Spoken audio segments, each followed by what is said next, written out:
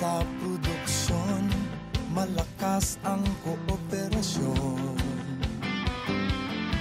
Katuwang ng mga magsasaka, ang pamahalaan at pribadong sektor. Dadagdagan ang kaalaman sa kabuhayan. Bismillahirrahmanirrahim. Assalamualaikum warahmatullahi ta'ala wabarakatuh.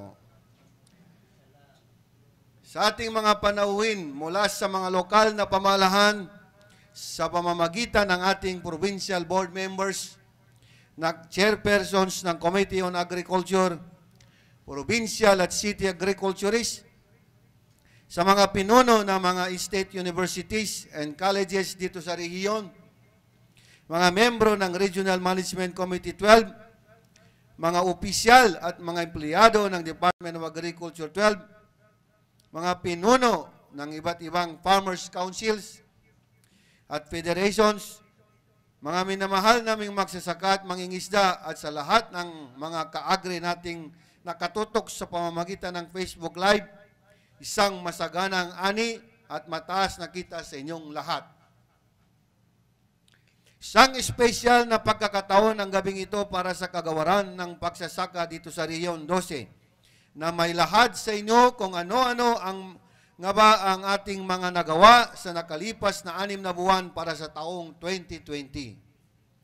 Noong buwan ng Pebrero, nagsimula akong manungkulan sa Department of Agriculture Region 12. At ilang linggo pa lamang ay agad nang sinubok ng panahon ang aking pamamahala sa pagdating ng napakalaking hamong patuloy na sinusukat ang ating katatagan at kalakasan. Ang mapinsalang coronavirus disease o COVID-19 sa ating pagkakalam na tinuguriang pandemic at kasalukuyang nagpapabago sa takbo ng sistema ng mundo ay malaki ang naging epekto sa sektor ng pangsakahan at pangisdaan. Sa paglaganap ng COVID-19, nagkaroon ng pangamba ang bawat tao sa magiging sitwasyon ng bansa, lalo na sa supply ng pagkain, hindi lang dito sa Rehiyon 12, kundi sa buong Pilipinas. Dahil sa ipinatupad na enhanced community quarantine sa iba't ibang panig ng bansa noong Marso, nagkaroon ito ng malawakang epekto sa paggalaw ng mga produktong agrikultura. Kaya, ang tugon ng Department of Agriculture, National Office, kabilang ang ating rehiyon ay ang pagbibigay ng food pass sa mga magsasaka, logistic operator at iba pang mga individual o sektor ng pangsakahan o pangisdaan. At iba't ibang organisasyong nagdadala ng mga pagkain sa iba't ibang bahagi ng bansa. Nagsilbing frontliners ang Department of Agriculture kasama ang mga empleyado nito sa pagtugon sa COVID-19 pandemic. Ang Department of Agriculture 12 ay nakapagtala ng 20,005 food passes mula March 13 hanggang April 30, 2020. Salamat sa ating mga attached agencies na katulong natin sa pag-issue ng nasabing food passes. Palakpakan po natin sila. Dahil sa mga food pass na ibinigay ng Department of Agriculture sa ating mga magsasaka at food trackers o carriers, mas gumaan ang kanilang pagbiyahe sa mga pagkain galing sa agrikultura. At isa sa mga magsasakang natulungan nito ay si Ginoong Ricky Valenzuela, na kasapi ng Lake Cebu Vegetable Growers Association ng Lake Cebu, South Cotabato, na nagsusupply ng mga gulay sa labas ng rehiyon. Panoorin po natin ito. Malaking hamon talaga yung sa marketing namin kasi maraming problema sa sa mga checkpoint, sa mga sa pagpalabas ng mga produkto. Hindi namin masikaso maayo kasi limitado yung aming yung galaw. Yung sa delivery before nga nagka-lockdown, naka-coordinate kami sa DE Amad para ma-process yung mga food pass ng mga membro namin at saka kasama na rin yung hindi membro kasi pandemic, wala na kami pinipili na tulungan. Tuloy-tuloy pa rin hanggang ngayon may delivery pa. Yung main delivery yung sa CDO. Kaya doon lang yung pinakamalaking malaking volume na buyer. Itinaguyod din ng Department of Agriculture ang kadiwa ni Ani at Kita on Wheels upang maghatid ng mga presko at abot-kayang produktong pang-agrikultura sa iba't ibang panig ng rehiyon. Nasa 11 na mga lugar ang binisita ng mobile palengke nito at nasa 8.8 million pesos ang kabuuang kinita ng mga magsasaka at mangingisda. At mga maliliit na negosyanteng sumali sa programang ito, pinangungunahan ng Agribusiness ang Marketing Assistant Division o AMAD ang programang ito. Nagpagawa rin tayo ng command center para sa garang pagtugon sa mga pangangailangan ng ating mamamayan. At yan ay sa pangunguna ng ating Chief Operation na si Saldi Boloron. Palakpakan po natin si Saldi Boloron. Dahil sa laki ng tulong ng programang ito, lalong-lalo na sa mga magsasaka at mga consumer na limitado ang galaw dahil sa quarantine, ikinasa ng mga local government unit ang kanilang sariling bersyon na Kadiwa program. Panoorin po natin ito. Ang Kadiwa on Wheels po na programa po ng Department of Agriculture ay malaki pong naitutulong lalo na sa ating mga magsasaka at mangingisda. Natutulungan po natin sila na may ibenta po ang kanilang mga produkto at pati na rin po sa ating mga konsumidor, malaki rin itong tulong. Hindi na po sila kailangan na magpunta pa sa mga palengke o makipila pa. At higit sa lahat, mga mura po at mga preska po ang paninda natin dito sa Kadiwa on Wheels.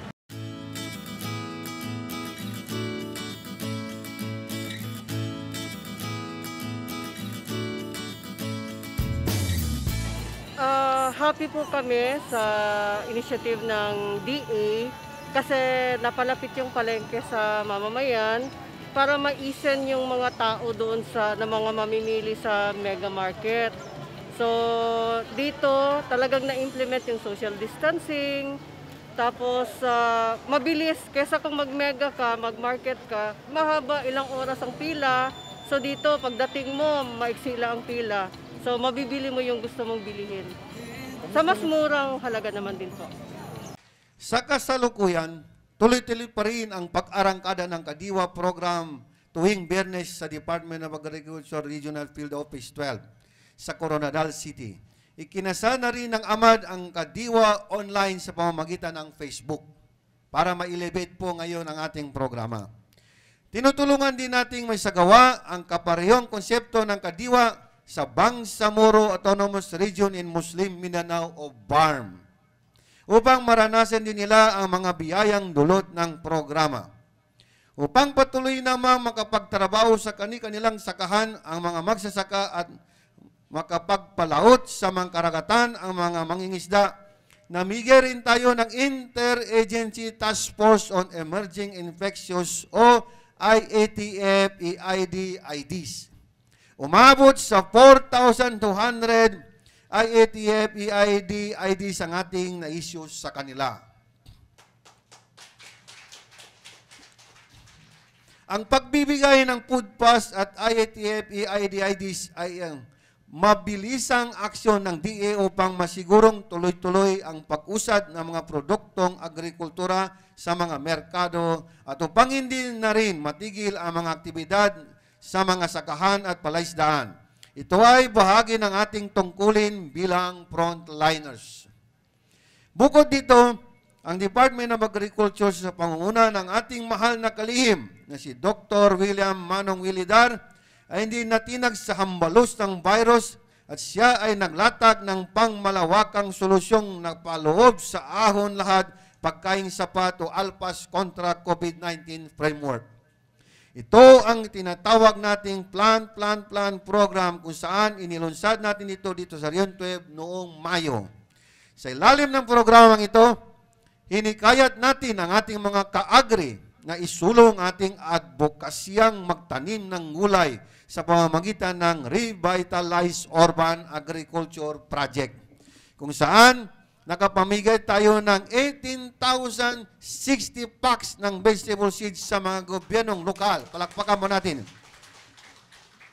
Gobyernong lokal, mga grupo ng mga magsasaka, ibang-ibang ahensya ng pamalahan at mga kabahayan. Ang mga ito ay handog ng High Value Crops Development Program o HBCDP at ang Special Area for Agricultural Development SAAD Program. Naging katuwang din natin at tayo'y buong pusong nagpapasalamat sa ating mga LGU sa pagsuporta sa ating mga ka-agri na magtanim ng gulay gaya ng Kidapawan City Local Government na nagsagawa ng Urban Gardening Contest. Panoorin po natin.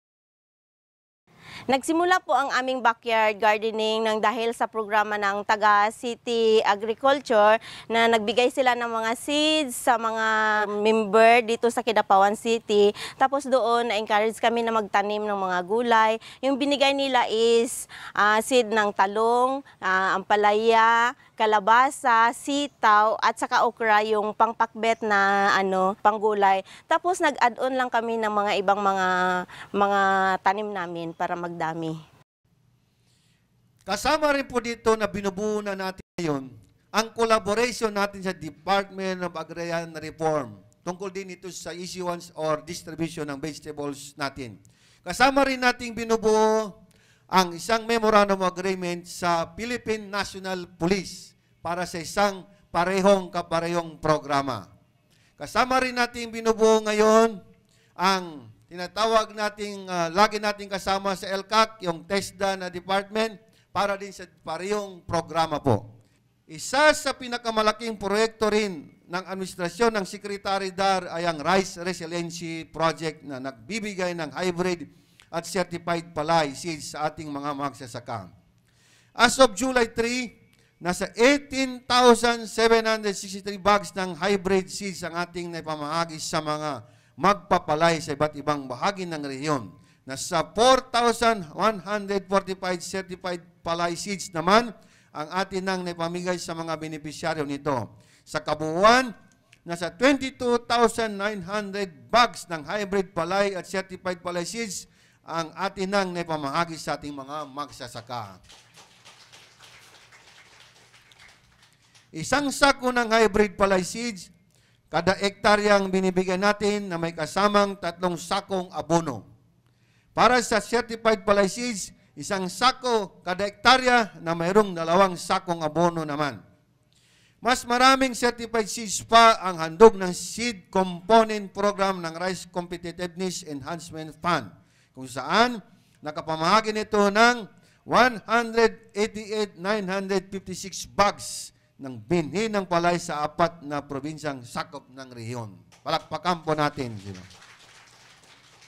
Batay sa ulat ng Philippine Rice Research Institute 12, 91.66% nito sa kabuuang regional allocation na 192.93 bags para sa wet season. Nagpapatuloy sa kasalukuyan ang distribusyon ng natitira pang certified seeds. Upang masigurong delikadidad ang mga abonong nabibili ng mga magsasaka, puspusan ang sinasagawang monitoring ng Fertilizer and Pesticides Authority 12. Nasa 600 handlers na ang nabigyan nito ng lisensya, habang nasa 161 agricultural supply stores ang nabigyan ng bagong lisensya at na-renew ang mga lisensya. Umabot naman sa 509,000 pesos ang nakolekta nitong revenue, karagdagan sa ating mga nire-remit sa ating Bureau of Treasury. Bukod sa production inputs, itinaguyod din ng Department of Agriculture ang distribusyon ng direct financial aid sa pamamagitan ng Rice Farmers Financial Assistance o RFFA program. Ang cash aid na ito ay para sa mga magsasakang matinding naapektuhan ng implementasyon ng Rice Tarification Law at nataon na ring nagkaroon ng pandemya. Nasa 39,587 rice farmer beneficiaries na ang nakakuha ng 5,000 pesos na ayuda mula sa RFFA. Sa kabuuan, nasa 197.9 million pesos ang naipamahagi natin sa kanila. Narito ang ilan sa ating mga magsasakang nakatanggap ng naturang financial aid. Panoorin po natin ito. Nagpasalamat mi sa paghatag sa 5,000 sa DA kay maka kuan sa among pagpanguma, makatulong sa among pagpanguma. Maraming salamat po sa nagbigay po sa amin ng pangtulong pinansyal po para sa aming palayan. Maraming salamat po. Gagamitin ko po ito para pambili ng chemicals, abono, tapos yung iba pa namin pang namin sa sakahan. Maraming salamat po at nakatulong po kayo sa amin, sir. Bukod sa RFFA, ay namahagi na rin tayo ng 5,000 pesos bilang karagdagang cash aid sa 8,987 rice farmers sa ilalim ng Financial Subsidy for Rice Farmers o FSRF program. Nasa 44.9 million pesos naman ang kabuuang na ipamigay natin sa mga benepisyaryo. Upang mabigyang gabay at tulong ang ating mga magsasakang muling makabangon dahil sa hagupit ng COVID-19, naglahan din ng pondo ang Department of Agriculture sa pamamagitan ng Agricultural Credit Policy Council o SCPC para sa nagnanais makahiram ng puhunan sa ilalim ng Expanded Survival and Recovery or SureAid Loan Project. Nasa 25,000 pesos ang nakakuha ng 712 beneficiaries. Sa kabuuan, nasa 17.8 million pesos ang kabuuang loan fund na nai-release na ng mga magsasaka sa riyon. Maliban sa COVID-19 pandemic, 100% din tayong naka-alerto upang bantayan ng maigpit ang African Swine Fever o ASF virus dito sa riyon.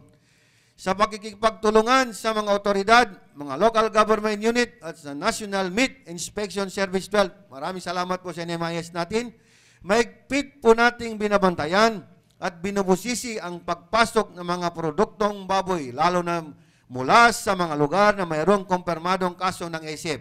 Batay sa ulat ng NMIS 12, nasa 353.99 kilos ng karne ang kanilang nakumpiska. Napakalaki po yan. Dahil lumabag ang mga ito sa Meat Inspection Code at iba pang kahintulad ng mga batas. Kasama na rin sa tinututukan ng Department of Agriculture Task Force ay ang G4 Swine Flu Virus na paparating po dito sa Pilipinas. Kaugnay nito, palaging handa ang state-of-the-art laboratory ng Department 12 Agriculture sa General Santos City para sa sinasagawang laboratory test. Buong puwersa na rin nating tinututukan ang pest infestation sa rehiyon gaya ng fall armyworm upang maiwasan ang paglaganap pa nito. Ang mas pinagting na monitoring at surveillance ng ating team ang susi upang maiwasan ang outbreak dahil agad natin itong natutugunan. At sa pagharap natin sa new normal, nakahanda na rin ang ating mga banner program sa paghahandog ng mas marami pang ayuda sa ating mga magsasaka. Ang rice program ay mamamahagi pa ng libu-libong bags ng palay seeds at mga makinaryang pansakahan sa mga grupo na magsasaka sa ikalawang bahagi ng 2020 upang mas masiguro ang pagtaas ng produksyon ng palay sa Rion 12. Ang corn program naman ay nakapamigay na ng 992 bags ng open pollinated variety ng puting mais. Merong 2,477 bags ng dilaw na mais at 1,105 bags na ambuno sa mga LGU upang mas mapaunlad at mapalago pa ang corn industry. Ang livestock program naman ay tinututukan ang mga naipatayo nitong livestock at poultry multiplier farms upang mas lumago at mas mapayaman pa ang industriya ng panghahayupan sa ating rehiyon. Nasa 20 native na baboy at 3 kambing na mula sa mga research and experiment station ng D12 ang naipamigay ng programa sa mga beneficiary nito. Masaya rin ibinabalita ng NMIS 12 na mayroon sa kauna-unahang meat cutting facility ang Rion 12 sa pamamagitan ng Mami Ginatuna Resources Incorporated ng General Santos City na hinandugan ng AA license to operate. Ang kumpanyang ito ay bahagi ng Cetra Mina Group of Companies. Isa ang meat cutting facility nito sa 15 meat establishments sa buong rehiyon na mayroong lisensya mula sa NMIS kasama ang 5 poultry dressing plants, 6 na slaughterhouses, at 3 cold storage facilities. Malaking tulong pito sila sa atin. Malaki rin ang kontribusyon ng Philippine Carabao Center 12. Nandito ang ating direktor na buti, sabi namin, sa livestock industriya, sa pamamagitan ng pamamahagi ng mga ball at mga pagtataguyod ng artificial insemination upang mas gumanda pa ang mga isinisilang na lahi ng kalabaw. Ang High Value Crops Development Program ay mas paigtingin pa ang pagsusulong ng mga nangungunang high-value commercial crops gaya ng goma, saging at kape kasama na mga gulay at mga prutas sa pamamagitan ng pamamahagi ng delikadidad na planting materials at pagtatayo ng mga processing facilities sa lalong madaling panahon.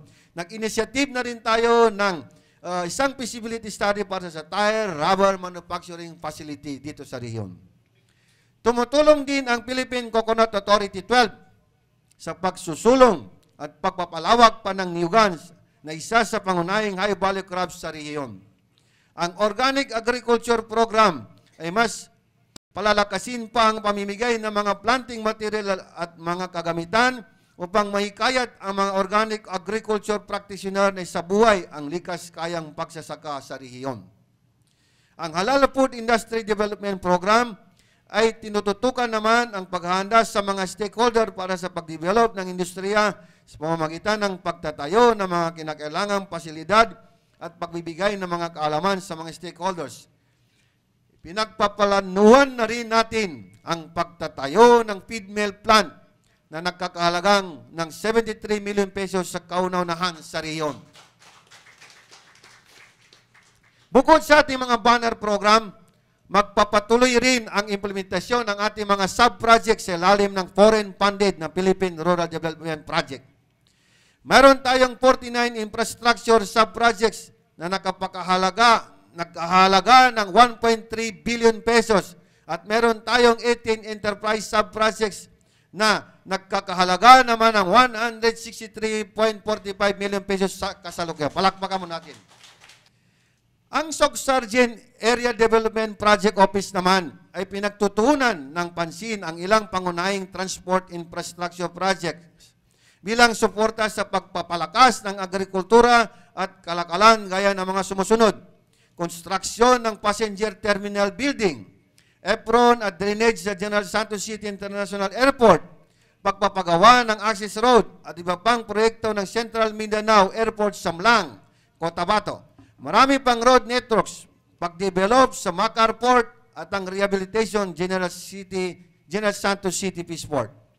Ang SAAD program naman ay naglaan ng 137 million pesos ngayong taon. Kaya asahan ninyo ang sunod-sunod na distribution ng mga proyektong pangkabuhayan sa ating mga benepisyaryo. Kabilang sa mga pinamahagi nito ay ang mga hayop gaya ng mga sumusunod, Muscovy ducks, dairy goat at free-range chicken. Nasa 8.2 million pesos ang kabuuang halaga ng mga ito. Ang National Dairy Authority ay tinututukan din ng pagpapalago ng dairy industry sa bansa sa pamamagitan ng pamamahagi ng mga dairy animal. At sa kasagsagan ng pandemic, namigay sila ng fresh milk sa ating mga frontliners. Palakpakan po natin ang ating National Dairy Milk. Kasama na rin dyan ang ating Philippine Carabao Center. Ang Farm to Market Road Development Program naman ay naglalaan ng 513 million pesos para sa pagpapagawa ng 22 Farm to Market Road projects na may kabuuang haba ng 42.79 kilometers. Ang pagsisemento ng mga FMR ay magpapadali sa transportation ng mga produktong agrikultura patungong merkado. Nasa likod naman ng mga banner program at mga special project ang mga support unit ng DA12 upang masigurong naipatutupad ng tamang ating mga proyekto. Dahil sa buong pusong pagtutulungan at suporta ng bawat empleyado ng Department of Agriculture 12, natitiyak nating nasa tamang direksyon ang tinatahak ng implementasyon ng ating programa. Hindi rin natin ito magagawa kung walang suporta ng ating mga local government unit sa pamumuno ng mga mayors at gobernadors. Nagpapasalamat din tayo sa Regional Development Council 12 at sa mga congressman sa kanilang suporta sa budget ng ating rehiyon. Ang ating mga partner mula sa CADIM na tumutulong sa atin sa pagpapalawak pa ng agrikultura sa pamamagitan ng siyensya at pananaliksik at binibigyang suporta natin sa pamamagitan ng pagbibigay sa kanila ng mga kontraktora at iba pang mga intervensyon. Ang Research Division ay mayroong higit sa 5.4 million pesos na proyekto katuwang ang mga LGU at mga SUC sa pamamagitan ng SOC Sargent Regional Research and Development Extension Network at SOC Sargent Agriculture Aquatic and Resource Research and Development Consortium. Ang 4 na research and experiment station ng Department of Agriculture sa riyon ay nakakapag-produce ng 14,300 pieces ng planting materials para sa sari-saring prutas at gulay at higit sa 83 kilos ng buto ng iba't ibang gulay. Nagsagawa rin tayo ng socio-civic activities tulad ng paghahandog ng bigas sa mga kaagri nating naging internally displaced dahil sa mga kaguluhan sa mga bayan ng Pikit at Arakan sa Cotabato. Namahagi rin ng Department of Agriculture ng ayuda sa mga indigenous people sa bayan ng Lake Cebu sa South Cotabato. Dito ay isang Adlai Technology Demonstration Area ang itinayo ng ahensya upang ipakita sa mga katutubo na isang viable livelihood project ang pagtatanim ng Adlai. Katuwang din natin ang Philippine Carabao Center sa pamigay ng mga intervensyon doon. Sa pamamagitan naman ng indigenous people empowered as agripreneurs towards the collective end o IPEACE project ay namahagi tayo ng vegetable seeds at seedlings bilang pagtalima sa Executive Order No. 70 ang pagbuo ng National Task Force to End Local Communist Armed Conflicts. Maging ang bawat empleyado ng Department of Agriculture 12 ay nakatanggap ng bigas sa kalagitnaan ng pagpapatupad ng enhanced community quarantine sa riyon. Upang mas mapalakas pa ang ating mga programa at advokasya, nakikipagkapit-bisig tayo sa iba't ibang ahensya sa ng pamalahan.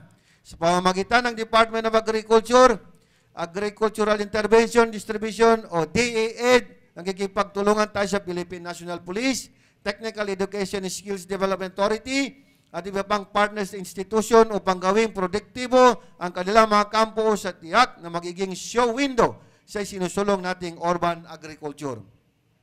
Sa kabuuan, higit sa 1 bilyong pisong pondo ang nilaan sa Department of Agriculture 12 ngayong taon at higit sa kalahati nito ay obligated na po natin as of June 30, 2020. Lahat ng mga magagandang balitang ito ay ahensya ay pinapalaganap natin sa pamamagitan ng iba't ibang strategic communication platforms na ito ay nanggaling din sa ating mahal na Yusek na si Jamjamin, ang sinasabi nating strategic communication platforms. Gaya ng Agri Tayo SOC Sargent TV program, tayo lang sa Riyon 12 ang mayroong TV program sa buong pamilya ng DA. Ang ating Facebook page na Agri Tayo SOC Sargent page ang mayroong pinakamaraming followers na close to 100,000 followers sa lahat ng regional field offices ng Department of Agriculture. Mas palalawakin pa natin ang ating information dissemination sa pamamagitan ng pagtatayo ng sarili nating radio station ngayong buwan ng Hulyo upang mas maabot natin ang mang sulok ng riyon kung saan man mayroong mga magsasaka at mangingisda. Ang lahat na ito ay ginagawa po natin para sa tuloy-tuloy na pag-unlad ng sektor ng pansakahan at pangisdaan. Makakaasa po kayo sa mga susunod na pagkakataon ay mas paigihin at mas pagagandahin pa namin ang pagbibigay serbisyo sa inyo dahil ayusin pa namin ang buong sistema at proseso sa kagawaran bilang panimulang hakbang ng aming layuning matamo ang International Organization for Standardization o ISO certification. Kaya sa ating mga magsasaka at mangingisdang patuloy na nagtitiwala sa ating mga programa at proyekto, maraming salamat po. Katuwang ang ating Regional Agriculture and Fishery Council at mga Farmer Council leaders, patuloy po kami magsisilbing boses ng mga magsasaka at mangingisda. At higit sa lahat, sa ating Panginoon, kay Allah Subhanahu wa Ta'ala, na walang tigil na pagbibigay ng gabay sa atin sa araw-araw, siya ang ating sandigan upang magtagumpay sa ating pagbibigay serbisyo sa ating mga magsasaka at mangingisda. Lagi nating tatandaan, may pandemya man o wala, sa ating mga kamay na kasalalay ang sapat na pagkain sa hapag ng bawat Pilipino. Yan po ang ating mandato. Ang pagkain ang pinakaunang pangangailangan ng bawat tao upang mabuhay.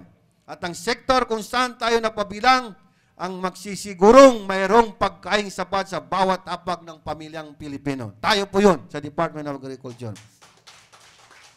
Angad ko na sa susunod na mga buwan at taon ay muli tayong magkadalupang palad upang muling naming ihatid sa inyo ang ating mga nagawa, ginagawa at mga gagawin sa mga darating na araw upang may sakatuparan ang ating mga mitiin at adikain.